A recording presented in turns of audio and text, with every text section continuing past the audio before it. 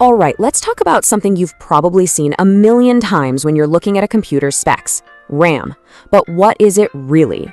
Let's unpack the most common type of memory that powers pretty much every single device you own, DRAM.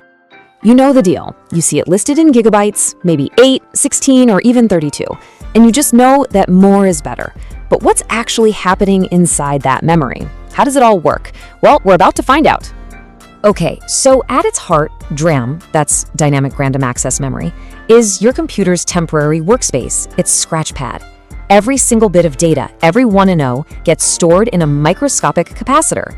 Now here's the fun part. You can think of these capacitors as tiny leaky buckets. To keep the information from disappearing, the computer has to constantly run around and refresh them, topping them up with a little jolt of electricity before they leak out. But you know, this technology hasn't just been sitting still. Just like processors get faster every year, memory has had its own evolution, and it's all been in the quest for more speed. So how did we get to where we are today? The early stuff, the original DRAM, was asynchronous. Imagine trying to get a team to work together, but everyone's on their own schedule. It kinda worked, but it was really inefficient. The real game changer was synchronous DRAM, or SDRAM. This was a genius move. It synced up all its operations to the computer's system clock. Think of it like a conductor's baton or a heartbeat. Suddenly, everything was moving in perfect time. That one simple change unlocked a huge leap in speed, and yeah, it's pretty much the standard we still use today. So we've got DRAM figured out, but here's the twist. DRAM isn't the only type of RAM in your computer. It has a faster, way more expensive cousin called SRAM. And understanding the trade-off between them, that's the real secret to how your computer performs. Let's put these two head to head. Remember those leaky bucket capacitors in DRAM? Well, SRAM uses something totally different called flip-flops. And a great way to think of these is as stable, tiny light switches.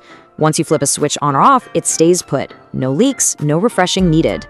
That makes SRAM incredibly fast. But, and this is a huge but, it's also way more expensive and less dense.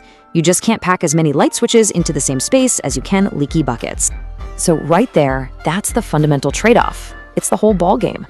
Do you want insane speed, or do you want high capacity at a low cost? You can have one, or you can have the other, but you can't get both in the same package. And this single compromise dictates pretty much the entire memory architecture inside your machine. Because DRAM is cheaper and denser, we can have tons of it. This is why we have computers with 16 or even 32 gigabytes of RAM. This is your computer's huge main workspace. It's where it keeps all your open applications, all 50 of your browser tabs, and all your documents. Now contrast that with SRAM.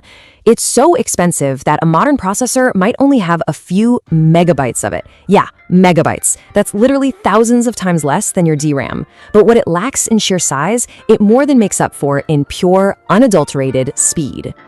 So how do these two completely different types of memory work together to make your computer actually feel fast and responsive? It's all about clever teamwork and where they're located. So here's how the teamwork happens. When your processor needs a piece of data, the very first place it checks is that lightning-fast SRAM, which we call the cache. If the data's there, perfect, instant access. But if not, it has to go out to the larger, slower DRAM to fetch it.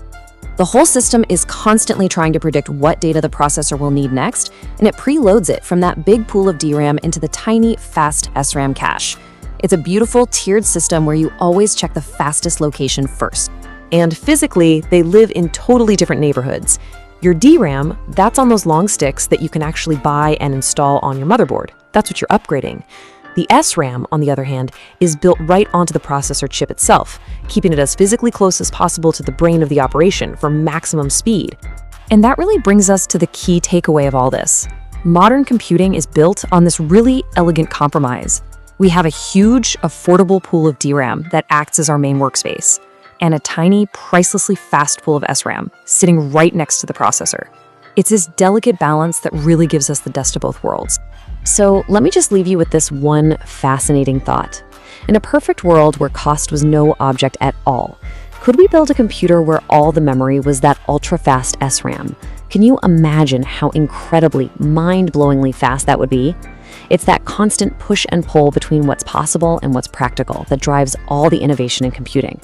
Thanks for joining me on this explainer.